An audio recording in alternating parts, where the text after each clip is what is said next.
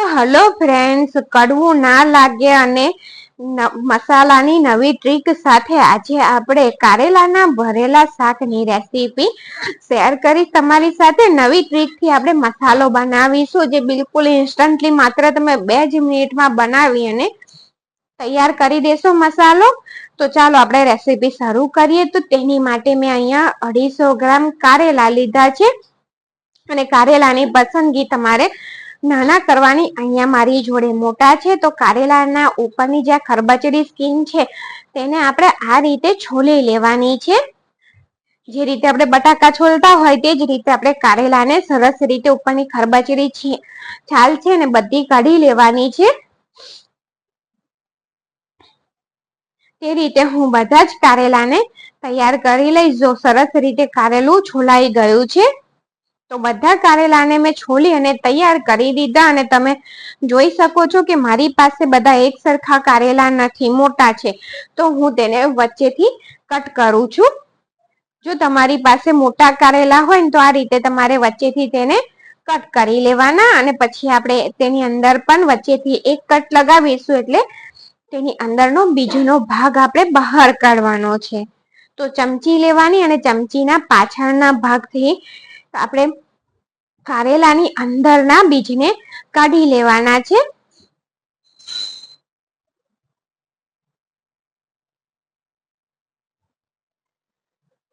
તો જો આ રીતે સરસ રીતે ચમચીથી બધા જ કારેલાના બીજ બહાર આવી જશે.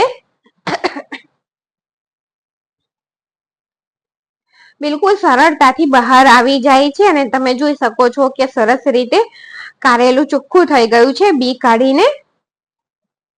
તો હવે બધા જ કારેલાને મેં તે રીતે તૈયાર કરી દીધા છે. અંદરથી બીજનો ભાગ કાઢી લીધો છે.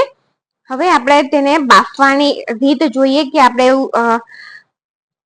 કડવા ના લાગે તે રીતે આપણે બનાવવાનું છે શાક, એટલે તેને બાફીને બનાવીશું. તો અહીંયા અમે 3 કપ જેટલું ગરમ પાણી થવા રાખ્યું હતું. તેની અંદર ½ ટીસ્પૂન મીઠું અને કારેલાને ઉમેરી દેવાના અને મીડિયમ ગેસની ફ્લેમ ઉપર તેને આપણે 8 મિનિટ માટે કૂક કરવાના છે. અને જે ઇન્સ્ટન્ટ મસાલો તૈયાર કરવાનો છે તેની માટે મેં અહીંયા મિક્સર જાર લઈ લીધું છે અને 3/4 કપ ચવાનું લીધું છે. જો તમારી પાસે અહીંયા ઘરમાં રહેલું કોઈ પણ ચવાનું ચાલશે અને કોઈ પણ ચવાનું અવેલેબલ ના હોય તમારા ઘરે તો તેની જગ્યાએ તમે મોરા ગાંઠિયા કે મોરી સેવ પણ લઈ શકો છો. અને તે પણ ના હોય તો તમારે બેસનને શેકીને પણ બેસનની સાથે પણ તમે તેને બનાવી શકો છો. અને જો બેસન સાથે પણ તમારે ના બનાવવું હોય તો તમારે સિંગદાણાને શેકીને પણ બનાવી શકો છો. અને અહીંયા મેં નાની સાઈઝની 15 થી 20 કડી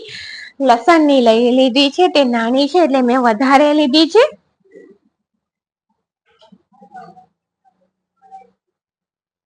અને તેની અંદર બિલકુલ થોડુંક મીઠું, એટલે કે એકદમ ના જેવું મીઠું ઉમેરવાનું છે. ને જોતા જ તેને ખાવાનું મન થાય ને તેવો કલર આવે તેટલા માટે મેં અહીંયા 1 ટેબલ સ્પૂન કાશ્મીરી મરચું લીધું છે. ½ ટીસ્પૂન મેં ગરમ મસાલો લઈ લીધો છે. અને બધી વસ્તુને પલ્સ મોડ ઉપર આપણે ગ્રાઇન્ડ કરી દેવાની છે. આ રીતનો આપણે દરદરો પાવડર તૈયાર કરવાનો છે ચવેનાનો.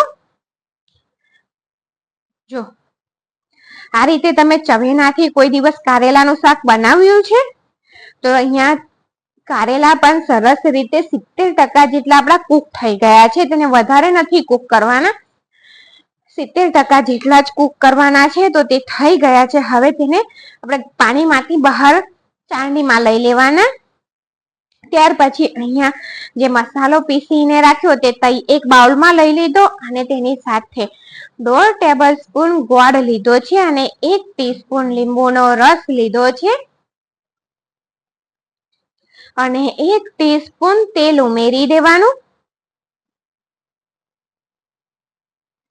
જેનાથી સરસ રીતે આ બાઇન્ડ થઈ જશે મસાલો. 1 ટીસ્પૂન જ રેડવાનું છે, વધારે નહીં. અને 1/4 કપ જેટલા ધાણા ઉમેરી અને આ રીતે સરસ મિક્સ કરી દેવાનું. અને જો મિક્સ થઈ ગયું છે અને આ રીતે મુઠ્ઠી વાળીએ ને તો તે સરસ રીતે બાઇન્ડ થઈ જાય છે, મતલબ કે તેલનું પ્રમાણ આપણું બરાબર છે. તો હવે કારેલાને લઈ લઈએ અને એક કારેલાની અંદર આ રીતે મસાલાને ભરતું જવાનું છે. અને મસાલો તમારે થોડો દબાવીને ભરવાનો, એટલે જ્યારે આપણે ખાઈએ ને તો તેનો ટેસ્ટ સરસ આવે. તો તૈયાર થઈ ગયા છે ભરેલા કારેલા, બધા એ રીતે આપણે તૈયાર કરી લઈએ. તો જો બધા ભરેલા કારેલા મેં તૈયાર કરી દીધા છે. હવે આપણે તેને આગળનો પ્રોસેસ કરીએ. તો મેં કઢિયું લઈ લીધું છે અને તેની અંદર 3 ટેબલ સ્પૂન તેલ લીધું છે, 1/4 ટીસ્પૂન રાઈ, 1/4 ટીસ્પૂન જીરું, અને જીરું અને રાઈ કકડે ને એટલે તેની અંદર એક મરચાના આ રીતની સ્લાઇસમાં કાપેલું મરચું લીલું ઉમેરી દેવાનું, 1/4 ટીસ્પૂન હળદર, અને બધા કારેલાને તેની અંદર એડ કરી દેવાના છે. અને તેલ સાથે એકવાર મિક્સ કરી લેવાના. ત્યાર પછી અહીંયા મેં 1/2 ટેબલ સ્પૂન પાણી લીધું છે અને આ રીતે છાંટી અને આપણે તેને છાંટી દેવાનું છે. જો આ ભાપ તૈયાર થઈ એટલે કે વરાળ તૈયાર થાય છે ને તે સાથે જ આપણે ઢાંકણને ઢાંકી દેવાનું. તેની સાથે જ આપણે કારેલાને કૂક થવા દેવાના છે 8 મિનિટ માટે. તો 8 મિનિટ પછી આપણે જોઈએ, ચેક કરી લઈએ કે કારેલા સરસ રીતે કૂક થયા છે કે નહીં. પહેલા આપણે તેને મિક્સ કરી લઈશું, કારણ કે તેમાં આપણે પાણી એડ નથી કર્યું, એટલે જો નીચે ચોટી બોટી ગયા હોય તો આપણને ખબર પડે.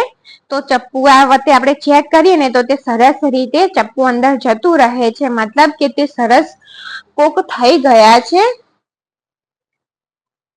અને જે કારેલા ભરતા વધ્યો હતો મસાલો, તે મસાલાને આપણે ઉપર છાંટી દીધો છે. અને હવે તેની સાથે આપણે 1/4 કપ થી થોડું ઓછું પાણી આ રીતે છાંટી અંદર રેડી અને મિક્સ કરી તેને ઢાંકી 1 થી 2 મિનિટ ઢાંકી અને થવા દેવાનું છે, જેથી મસાલો બધો કારેલાની સાથે સરસ રીતે ચોંટી જાય.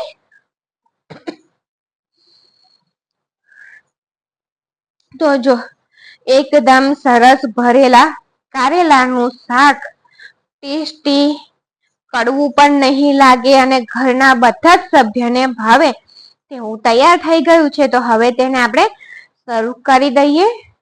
અને તમે કઢી ભાત સાથે ખાશો ને તો બહુ જ સરસ લાગે છે, એકદમ યમ્મી ટેસ્ટ લાગશે તમને કઢી ભાત સાથે. તો થેન્ક યુ ફોર વોચિંગ.